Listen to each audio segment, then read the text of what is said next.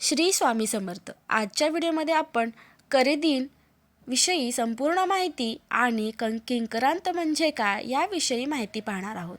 Video शेवटपर्यंत नक्की पहा. करिदिन म्हणजे काय ते पाहूया. भारतीय परंपरेत करिदिन हा अशुभ दिवस असल्याचा मानला जातो. या दिवशी कुठलेही मांगलिक कार्य केले जात नाही. संपूर्ण वर्षभरात एकूण 7 करिदिन पाळला जातो. या दिवशी काही नियम पाळले जातात. मकर संक्रांत आणि होळीच्या दुसऱ्या दिवशी करिदिन पाळला जातो. या दिवशी कोणासोबतही वाद टाळावे. कोणतेही महत्त्वाचे कार्य या दिवसापासून सुरू करू नये.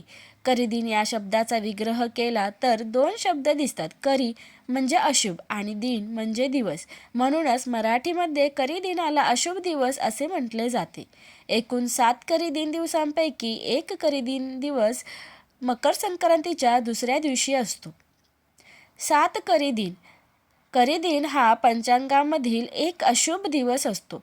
करिदिन एकूण 7 आहेत. ते कोणते ते आता पाहूया.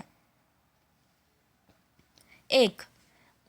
भाऊका अमावस्येनंतरचा दुसरा दिवस. 2. दक्षिणायन रंभाच्या नंतरचा दुसरा दिवस याला अयन करिदिन म्हणतात. 3. उत्तरायणारंभानंतरचा दुसरा दिवस याला अयन करिदिन म्हणतात. चंद्रग्रहण वा सूर्यग्रहण यानंतरचा दुसरा दिवस.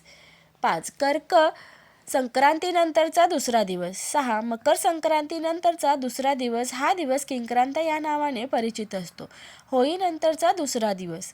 पौराणिक कथा त्यामागचे काय आहेत ते पाहूया. फार वर्षापूर्वी संकरासूर नावाचा एक राक्षस होता. तो लोकांना फार पीडा देत असे. त्याला मारण्यासाठी देवीने संक्रांतीचे रूप घेतले. या संक्रांती देवीने संकरासुराला ठार केले आणि लोकांना सुखी केले.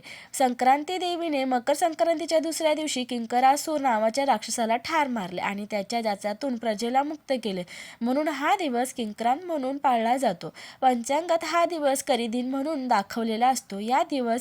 हा दिवस शुभ कार्याला घेतला जात नाही. किंक्रांत म्हणजे काय? संक्रांतीचा सण संपूर्ण देशात उत्सवात साजरा केला जातो. महाराष्ट्रात हा सण 3 दिवस साजरा केला जातो.